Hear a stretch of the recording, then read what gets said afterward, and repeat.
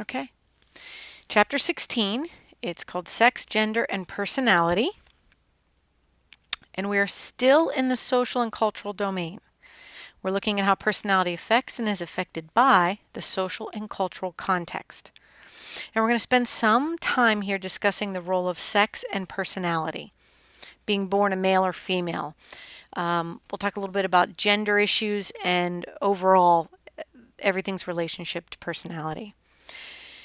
So if you can see on your outline, two major areas, the differences in personality dimensions between the sexes, that's all of Roman numeral 1. And then second, we'll talk about some theories behind these differences. So let's start here. Differences in personality dimensions between sexes. Now, the first thing we have to say is that over the past 50 or so years, we've made a lot of assumptions about sex differences between men and women regarding many personality traits. Now, what it comes down to after a lot of research is there are some trivial differences, but we have come to realize, or research, this whole field has come to realize that we can't give these trivial differences too much emphasis because we blow the difference out of proportion and we end up feeding into stereotypes.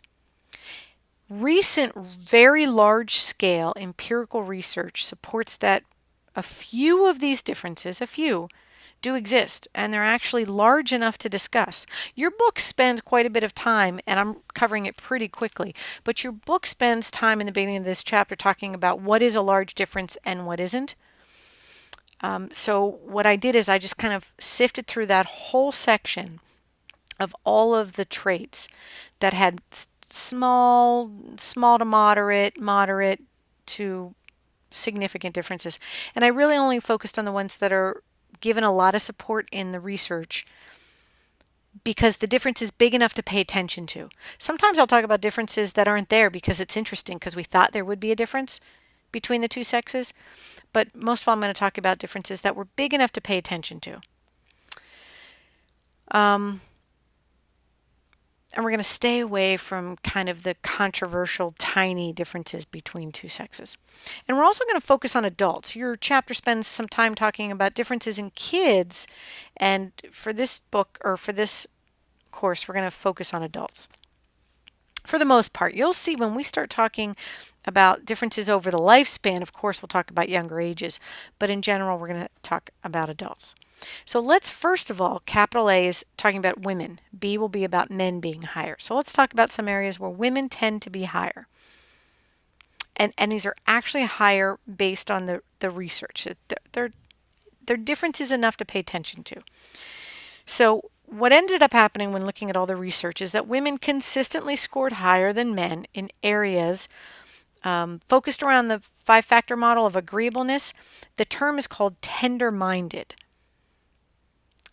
And women just tended to be more tender-minded. And what that means is women were more nurturant, sympathetic when others were in need. That is the whole tender-minded trait. And it has to do with agreeableness, but they call it tender-minded.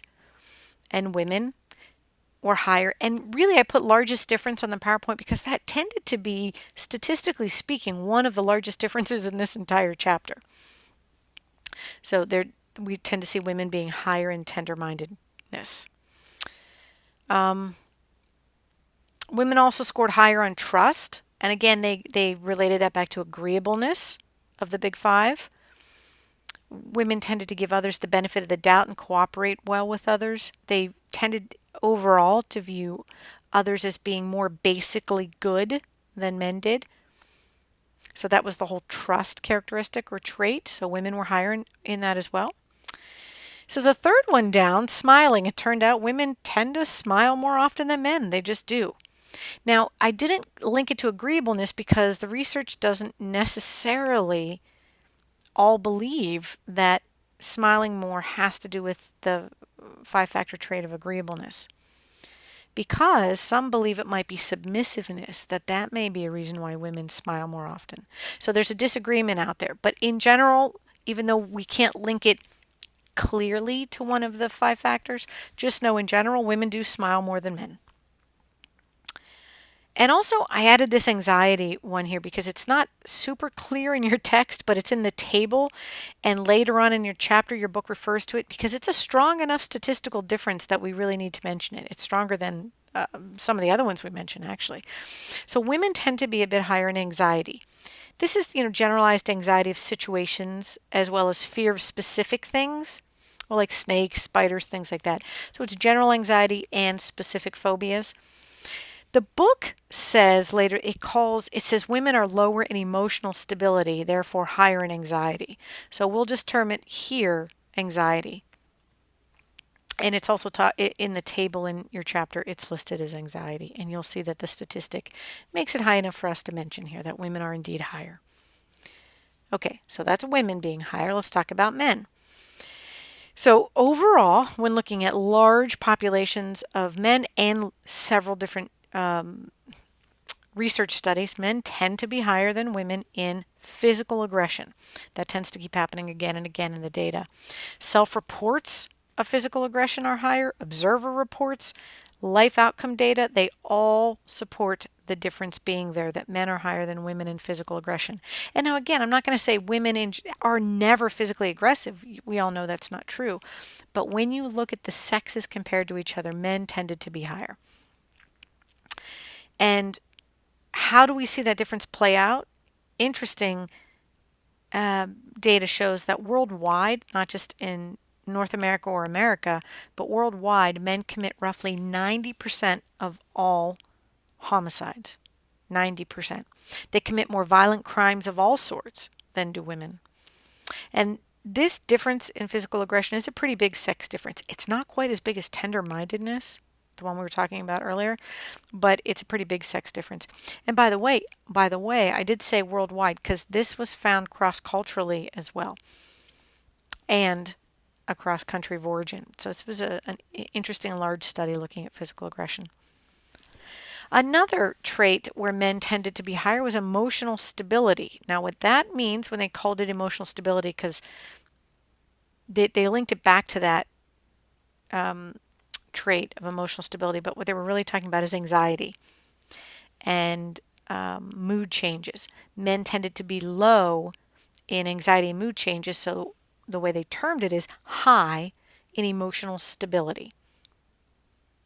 And again, that was across cultures and ages as well, that emotional stability difference between the sexes. All right, let's talk about this thing called self-esteem, this belief in yourself. It has long been held that self-esteem of women is fragile and low compared to men for decades. That's just what they said. That's just what research suggested, or at least what people tended to believe. But when research took a real close look at this, it turns out that there are some interesting patterns that evolved. So here's what they found. Men do tend to have a slightly higher self-esteem than females. But the difference that they found is much, much smaller than they once thought. It's pretty small. At best, they call it a small difference, not even moderate.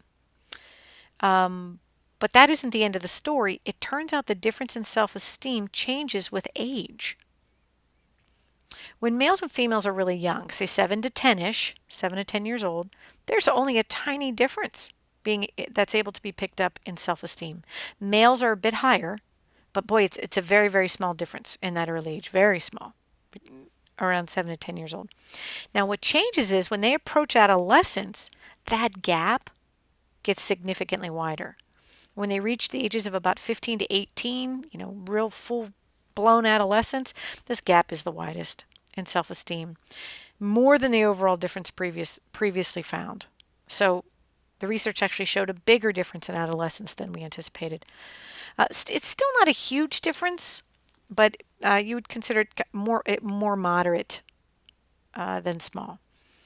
And then once into adulthood, that gap in self-esteem, because again, men were having higher self-esteem, the gap begins to close significantly. As a matter of fact, in late adulthood, the differences swing the other way, with women being higher, and then there becomes a gap there with women being significantly higher than men. Not again, it's not significant. I don't want to use that term too often because the differences are all smaller than they originally thought once you leave adolescence. But in late adulthood, women do tend to have a higher self-esteem than men. So overall, what did it tell us? Years and years and years, decades of research on self-esteem.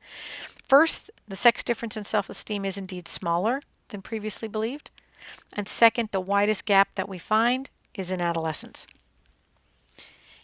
So to a personality psychologist, does the difference in adolescence point to something significant? Like, is that the important time to intervene with programs for young girls to address self-esteem? Would that make a difference in behaviors that are linked to low self-esteem, like coping with stresses or fending off negative peer pressure or eating disorders? Just interesting area of research there. Okay, D on your outline. Attitudes regarding sex. Some differences I pointed out on the outline. Strong sex differences were found regarding sexuality and mating between the sexes. Men consistently scored higher regarding attitudes with what they called casual sex. So some research showed that men have more favorable attitudes toward casual sex, meaning having sex not in a monogamous committed relationship. In one study, men reported that ideally they would like to have more than 18 sexual partners in their lifetime. When they asked women the same question, women said ideally it would be 4 to 5. And that was ideally, not actually what they had, but ideally what they would have. And regarding casual sex issues, this issue of men and women being friends, it's interesting. Can women and men truly be just friends?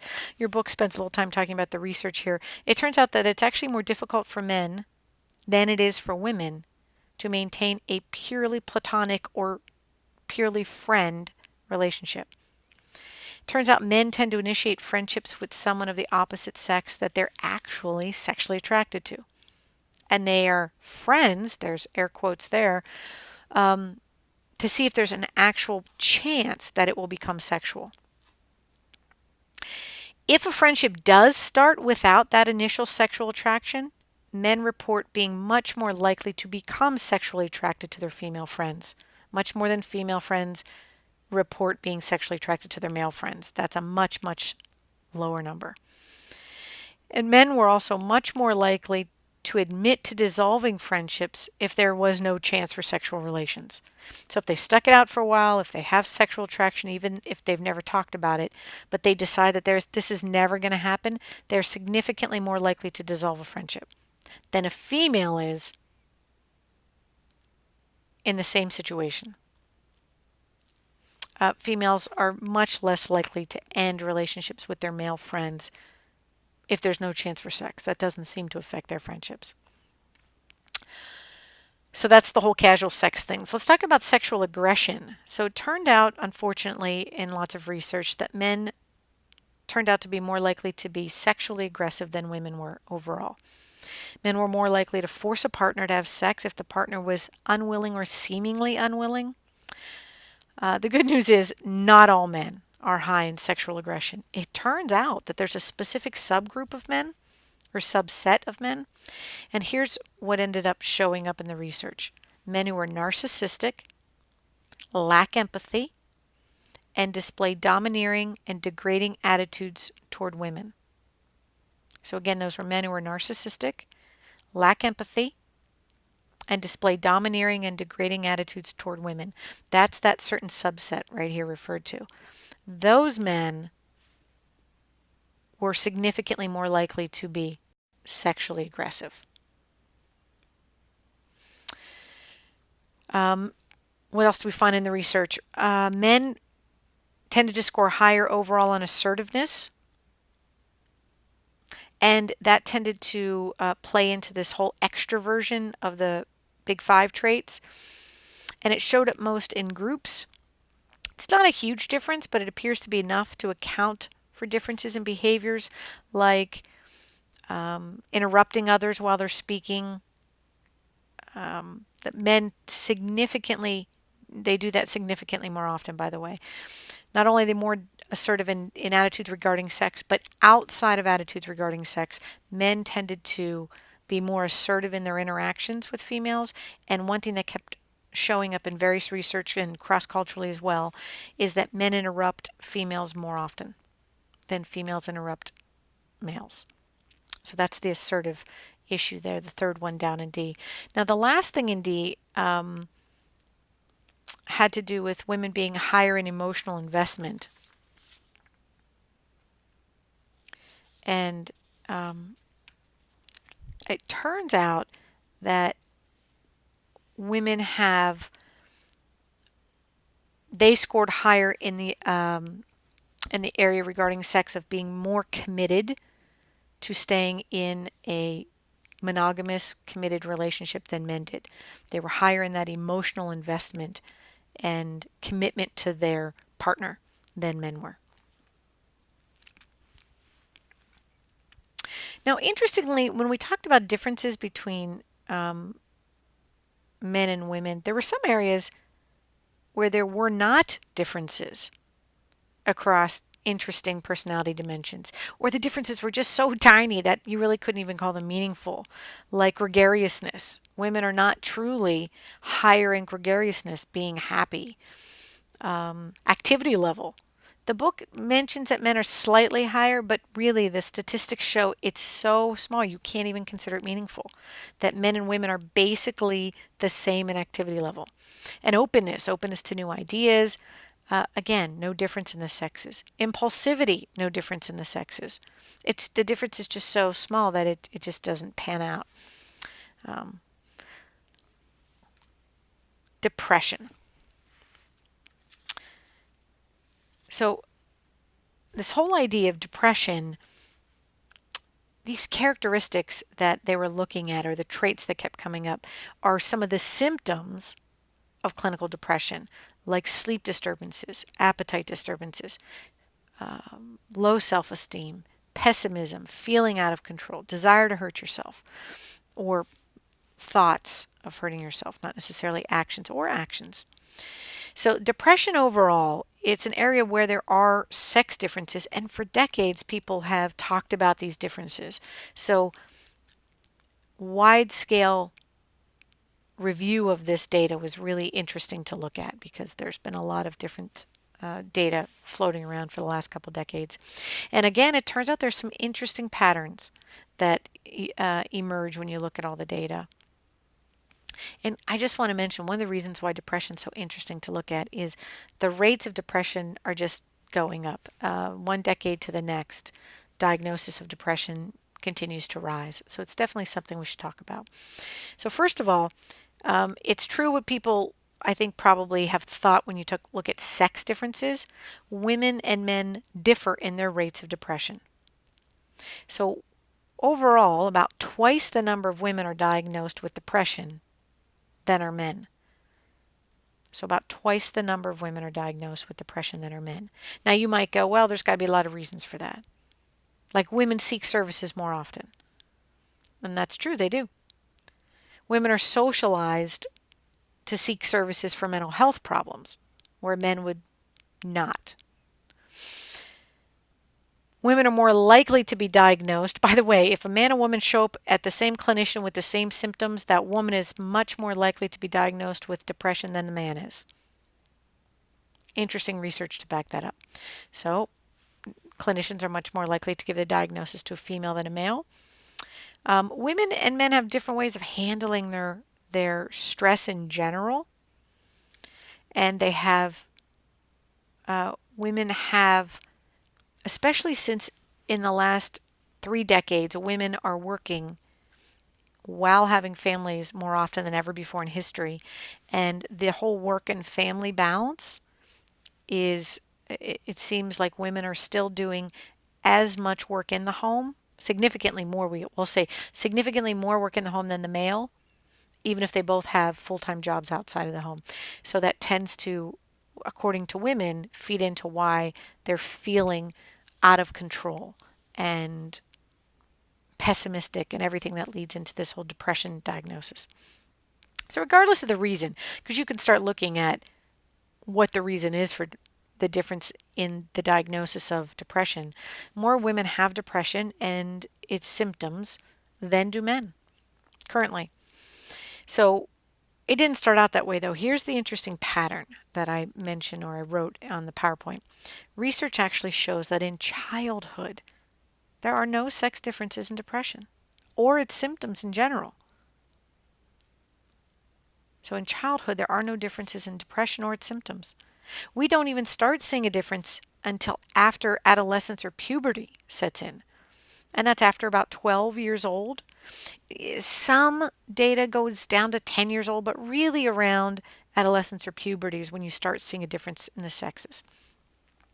If you look before 10, that's where you see no differences. Now, after adolescence has set in, females have up to 3 times the rate of depression in adolescence. Females have 3 times the rate of depression in adolescence than do male adolescents. The largest sex difference across all ages is between 18 to 44. And after that, these differences that we've been seeing, they start to decrease significantly to the point where they're really negligible later in life. And some research actually suggests it starts to change where men are more depressed in later life than women. But again, interesting pattern emerging over the lifespan.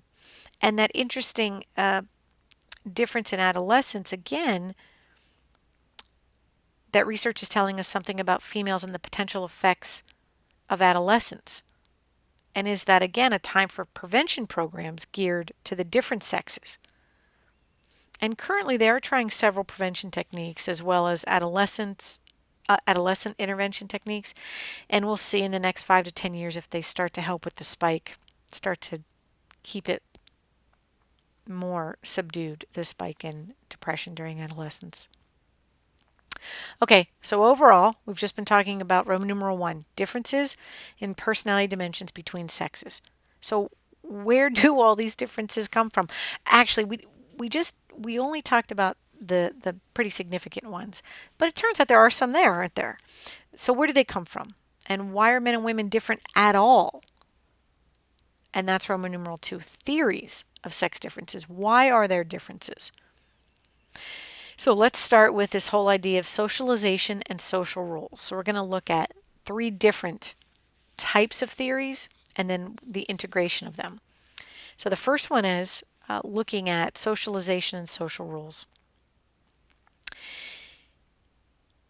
It turns out that one of the major theories says it has to do with our environment. And this theory, called socialization theory, starts very early, and boys and girls become different because boys and girls are reinforced by parents and society for being masculine or being feminine. So the sex differences, they're actually suggesting here that it starts to be a gender difference early, that we're born into being male or female, that's our sex, and then we become reinforced for this gender conformity, for boys acting masculine and girls acting feminine. That's the socialization theory. Now there's a variant of that called the social learning theory, and that's on your PowerPoint as well. The social learning theory, by the way, that goes back to this guy, Albert Bandura, looking at the Bobo doll study and observational learning. Him again, and he says, listen, boys and girls start to act differently in all of these different personality traits. They start showing up different, and they're acting differently because boys and girls observe the behavior of models in their environment and they learn from them. Boys, they watch models of daddy. They watch male teachers, males in the media like athletes, male stars in general, whether they're musicians or athletes or actors or people get a lot of press time. And then these little boys are going to imitate those males. And then little girls are doing the same thing. So both of these theories basically say boys and girls learn to behave in such a way, and then ultimately their personalities are different. The socialization theory says they're learning it, they're being reinforced for behaving in certain ways, and the social learning theory says they're learning it because they're watching and observing and then imitating those models. So it turns out that there is empirical evidence, and I put that down here because this is important to remember. Empirical means scientific. So there is scientific or empirical evidence to support both of these, the socialization theory and the social learning theory. And what that means is studies of parenting, for example, have found that parents actually do treat daughters and sons differently. And they reinforce different behaviors in their children based just on their sex. For example, moms and dads encouraged dependency in daughters, but they did not encourage and reinforce that in their sons. They encouraged or even required in some situations daughters to stay closer to home physically, but they allowed the same age sons, and we're talking at all ages. We're talking toddlers, we're talking 9, 10-year-olds, then adolescents, then full-fledged teenage years, then young adult. Females were encouraged to stay closer to home, but the same age sons were allowed to roam more freely. Studies in these large studies showed that dads encouraged more rough and tumble play with their kids, more so than mom did. And when you start looking at sons and daughters, dads had more rough and tumble play overall, but also more so with their sons. Males in school systems, they're more likely, if you look at a school system, if you think about your kindergarten, first, second, or third grade, think about K1, 2, 3. How many male teachers did you have versus female teachers? If they're equal or you add more males, that's interesting because that's unusual. Even today it's unusual. But if you think about your kindergarten, first, second, and third grade years of school, and you start thinking about the administration of your elementary school, we start seeing many more males in the administration roles than we do females, which is interesting because those administration roles are hired from the teacher pool, and significantly more females are teachers, yet significantly more males get moved into administration. Little boys watch this. Little girls watch this. That's this whole idea. That's why they're saying there is evidence for these theories. Male teachers in elementary school, they are less nurturing than female teachers. I was involved in research in the state of Pennsylvania in Pittsburgh, where we looked at elementary school teachers, and they were much more likely to high five kids coming in. If kids were having a rough time, they tousled their hair, they patted their back. Early elementary school teachers, kindergarten, first, second grade, female teachers were much more likely to extend an arm for a hug, to receive a hug. Women got down more on the kids' levels and looked at them eye to eye, whereas men tended to stand above them and have more of a powerful role while interacting with them. What else did they find with females? They found that moms in families where there was a mom and dad, moms were more likely to attend to daily problems like fixing boo-boos and making sure everyone gets along nicely. Moms were more likely to know actually how to drive to the primary care physician for the kids, to the pediatrician.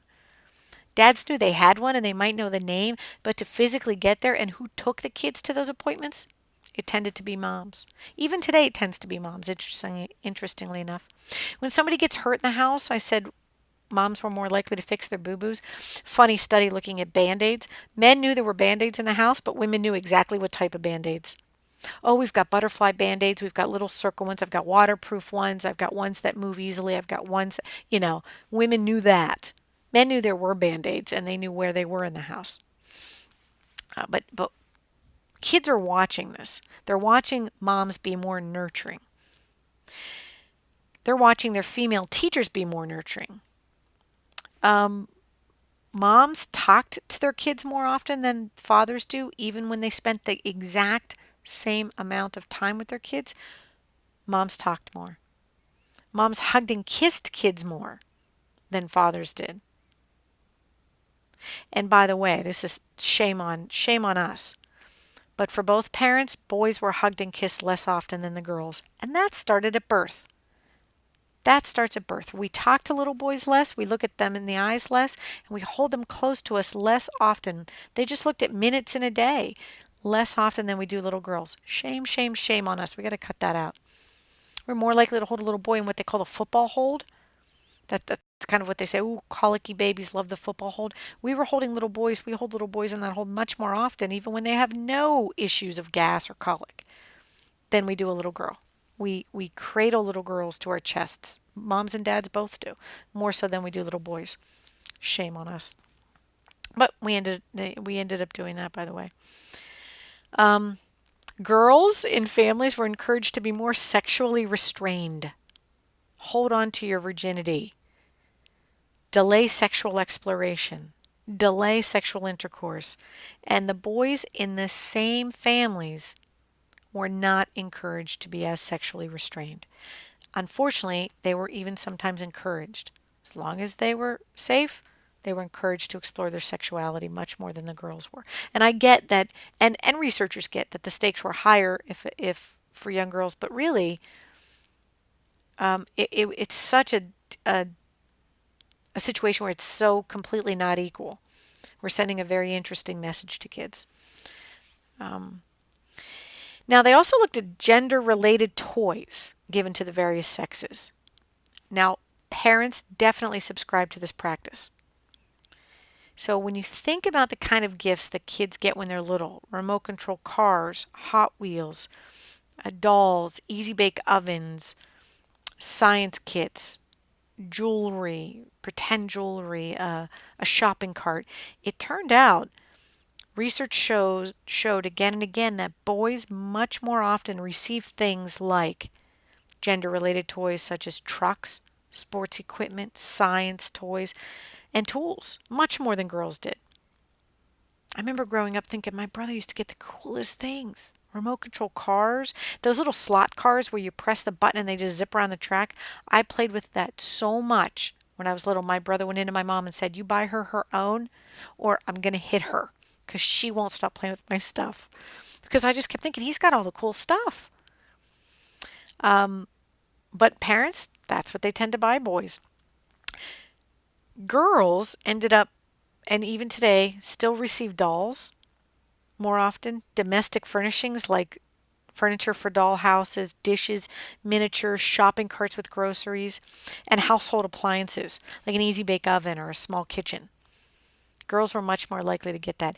Even today, there was a huge issue with easy bake ovens, if you know what those are, those little pretend ovens that you basically bake with a light bulb. And there were no boy colors, so they decided to create a boy color. And it came from a little kid, or it might have been a little girl who wanted to give one to her little brother. I think she wrote to the company, and they created what they considered a boy color. It's purple and silver. And it's the first time in history, this toy has been around for decades and decades and decades, that they created something purple and silver. And they clearly said they were marketing to boys. It was just so odd. I mean, some of the best, of course, the most well-known and best chefs in the world are men. Yet we can't give a little boy something to encourage that behavior. It's very odd. Anyway, they found that to be true. And by the way, these differences that we're talking about, overwhelmingly not unique to the United States. It's important to remember that. These differences showed up in research cross-culturally. In 82% of the culture study, the boys were socialized to be more competitive, more aggressive, more sexually explorative. Girls were socialized to be more nurturing. The same difference regarding the restraint. Girls were socialized to be more sexually restrained. So again, all those differences we talked about, we find cross-culturally as well. Now, as interesting as this theory is, It doesn't provide information as to the origin of these differences. It just says there's empirical or scientific evidence to support that we're learning these differences. Who makes this determination at some point? Why? Do parents want children to grow up differently? Do they, if you pointed out they were doing it, would they even want to change? Let's look at one of the other theories that says it's not learned, it's something biological and it's born into us. So these hormonal theories suggest that men and women differ because the sexes have different amounts of hormones and not because of the external social environment like the other theories we just talked about. These are hormonal differences, significant differences between the sexes, which cause boys and girls to diverge as they develop, that they start to develop into very different types of people. Now, one hormone that's gotten lots of press and lots of research is testosterone. Now, why this is an interesting hormone?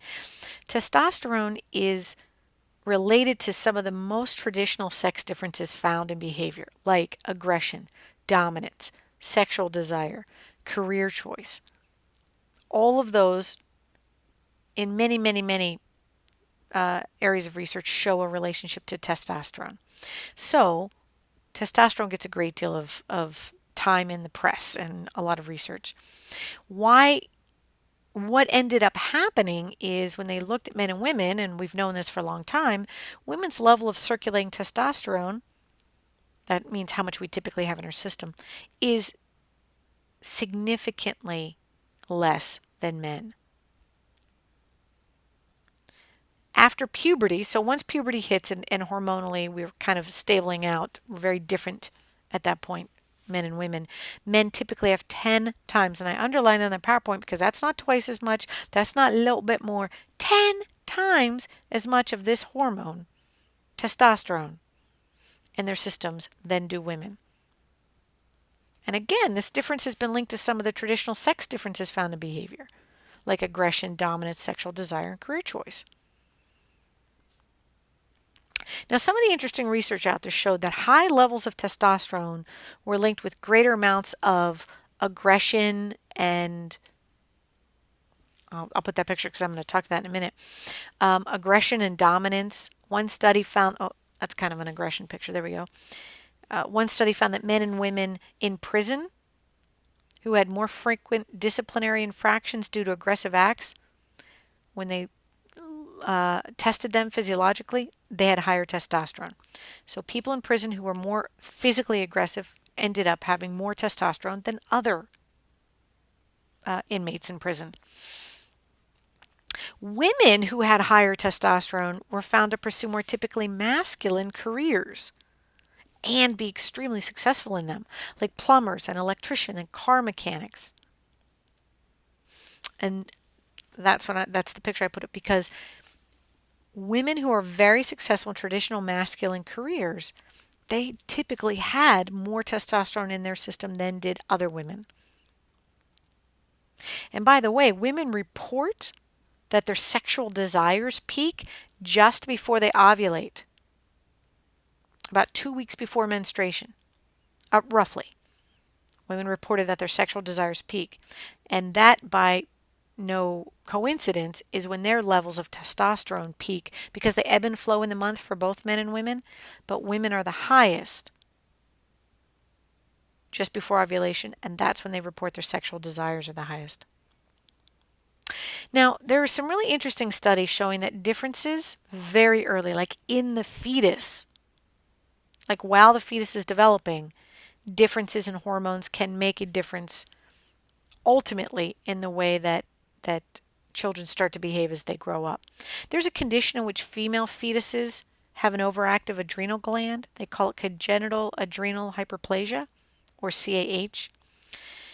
So again, that's when a female fetus has an overactive adrenal gland, and the result is they use the term females being hormonally masculine, meaning those females are actually more similar hormonally to a male. So when those young girls, when those fetuses grew up to be young girls, They still have that condition. They can still, it can still be picked up physiologically. They grew up to be young girls who preferred toys that tended in the culture to be more masculine. These little girls also engaged in more rough and tumble play. They were more successful in traditional masculine cognitive skills like spatial rotation ability, like anticipating the arc of something you're throwing.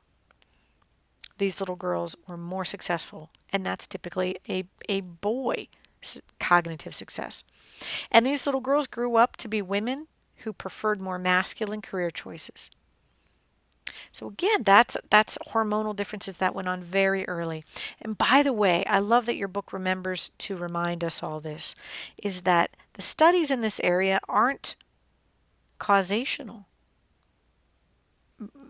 for the most part. By the way, I'll explain that they ended up doing some causational research, but most of it is correlational, so we can infer causation. Remember, correlational talks about relationships, not causation.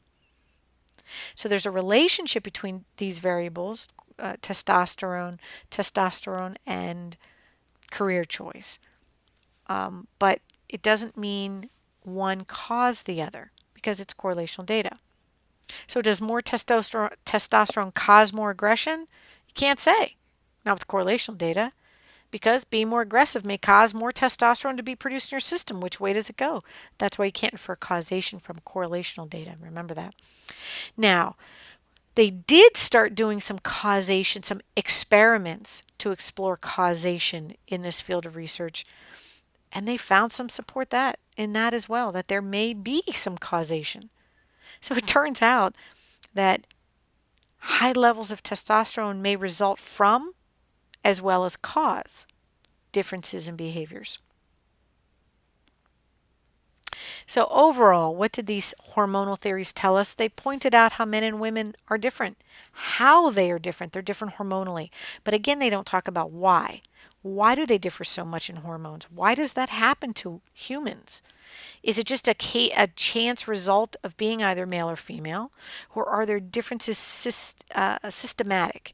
Are these differences meant to cause different behaviors ultimately? So are these hormonal differences meant to cause different behaviors in men and women? Well, let's look at one theory that says, yeah, of course they are. That's exactly what is supposed to happen and why it happens.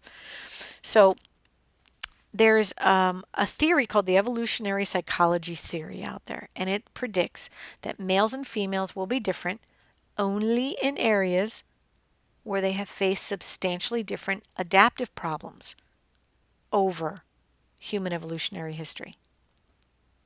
Now, what do we mean by adaptive problems? Those are problems that need to be solved in order for an individual to survive and ultimately reproduce as a species. Like examples of adaptive problems. In the physical realm, here's what we're talking about. Women face the problem of childbirth. And therefore, they've evolved to have adaptations that men do not have, such as the ability to produce such high levels of certain chemicals that they can make it through the act of childbirth. Not only does the body change so significantly so that we can birth a child, but chemicals get released in our body so that we will do it, and not only do it once, but we will do it again. So there's also some very interesting chemicals released afterward to make it seem, it wasn't so bad. I'll do that again in a little while. They consider that an example of an adaptive problem, childbirth. Now, with regard to the typical masculine and feminine behaviors we've been talking about, studies do suggest an evolutionary reason. Okay, let's use this. Let's look at casual sex. Remember, we talked about there being a difference in attitudes toward casual sex between males and females. Studies have shown that men have more favorable attitudes toward casual sex than do women. Remember, they desire more casual sex partners. They seek sex after knowing a person for a short amount of time than a woman does. They fantasize more about casual sex than do women. So studies within this particular theoretical framework, this evolutionary psychology theory, they suggest that all of that we just talked about regarding casual sex is due to an evolutionary reason. Here's what they're saying. Men and women have been confronted with different adaptive problems when it comes to reproducing as a species. To reproduce, a woman must carry and gestate a fetus, for about 9 months. Men, in contrast, can reproduce with one single sex act. So as a consequence of that, women have been faced with the problem of securing resources to get them through those 9 months. And those 9 months may include harsh winters, droughts, food shortages, enemy attacks, predators. And during those 9 months, there are certain times where her mobility is significantly restricted. Her ability to defend herself and her unborn fetus significantly restricted. So she will therefore need to secure assistance in meeting the needs for herself, but more importantly, for the fetus. So what does she need to do? Choose a good mate. This mate will be the one to assist during that time. They will need to be loyal. They will need to meet her needs while she's pregnant and trying to reproduce. The cost of making a bad choice of mates is therefore much more costly to the woman than to the man. If the man makes a bad choice of mates, he's not as negatively affected in the short term as a woman.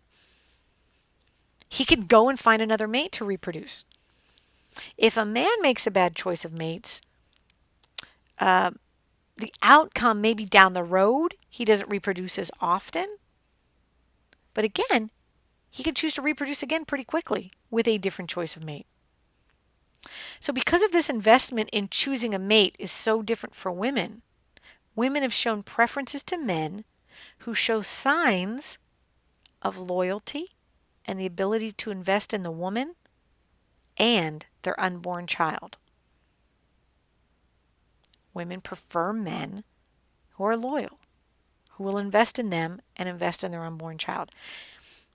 And evolutionary theorists believe that it's because of the adaptive problem of reproducing. Women need to be so selective. Men, because women get very selective in choosing their mates, and they have to, according to evolutionary psychology theory, women have to be selective. A bad choice, significant consequence for her and her unborn child. So because women need to be so selective, this theory also says, men become competitive with other men in wanting to ultimately be the chosen partner, to have sex. So what they do is they have sex with as many women as possible in order to increase their odds of reproducing, because now there's competition. Because the woman is only choosing every now and then, maybe only a few times in her lifetime. Men must be competitive to be that chosen one. So women are very selective about whom she has sex with because they will need to meet her needs in the future. Therefore, great amounts of casual sex for her would not be solving her problem efficiently. She must choose her sexual partner very carefully, whereas the man does not have this need to be as careful with whom he has sex with. The more women he has sex with, the more he reproduces. So what does that mean? In summary, the behavior of casual sex was more reproductively beneficial to ancestral men than to ancestral women. So the belief of this theory is that we've evolved as humans now into current day men and women who view casual sex differently. And we have a difference in this trait, our view of casual sex. Now, the recent empirical evidence, again, that means scientific evidence, regarding men's different attitudes toward casual sex, they appear to support this evolutionary theory. Men really do seem to have different views about casual sex. Now, what's happening is because women are, as the generations are going historically, women are becoming more independent both during and after childbirth, financially and they're more protected medically, financially, physiologically. We don't have predators sneaking in our caves in the middle of the night, hopefully. Because that is happening every generation, women tend to be a little bit more independent. That difference in our view of casual sex, that's actually also shrinking. And these theorists say it's because it's not as evolutionarily beneficial. So beneficial for men anymore, it's becoming more equal. Now the difference is still there, by the way. It's just shrinking a little bit, that people are noticing. Researchers are paying attention as it's shrinking from one generation to the next. Again, this theory does have its support, absolutely, but it still has some unanswered questions. Like, it doesn't explain well those that weren't typical for their sex. And by the way, I think you've noticed that this area of research has been looking at heterosexual couples because the majority of research was done on heterosexual couples. There's a whole field of research looking at all these theories for homosexual and bisexual relationships as well. But the vast majority was looking at heterosexual, so they were going with the majority of research at the time. But if you're interested in that, you should look into it because there are some really interesting studies looking at socialization theories and how that doesn't necessarily play out. Just because you're raised by gay parents doesn't make you any more likely to be gay. Not at all. But there's really interesting research out there on that too. I just wanted to kind of acknowledge that the vast majority of this research is done on heterosexual couples. So here are some unanswered questions, even of all these theories, is and especially the evolutionary psychology theory. Let me talk about interesting situations where people didn't fall into the norm, like people who weren't typical for the sex, women who wanted to have sex and switch sexual partners often, or women who ended up, or men who ended up being very loyal and monogamous.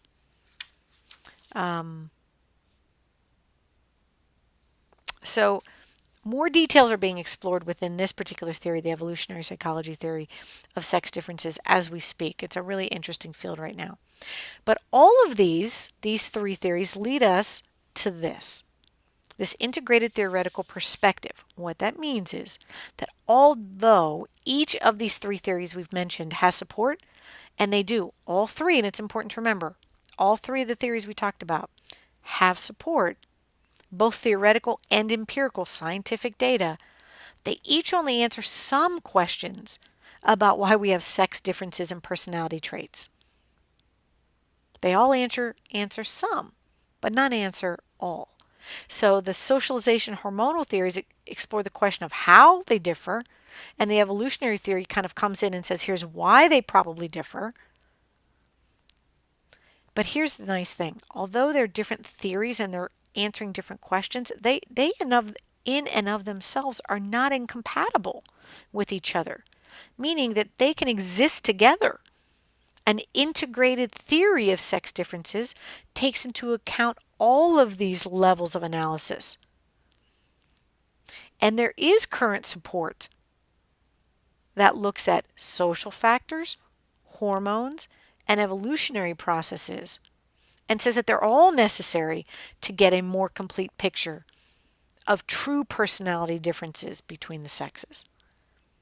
So again, in general, the integrated theoretical perspective just says the three theories we just talked about, socialization, hormonal, and evolutionary psychology theory, they can exist together.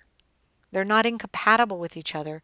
And when they do come together and all three are used to explain sex differences in personality traits, we get the best overall understanding. So there we go. And that's this chapter.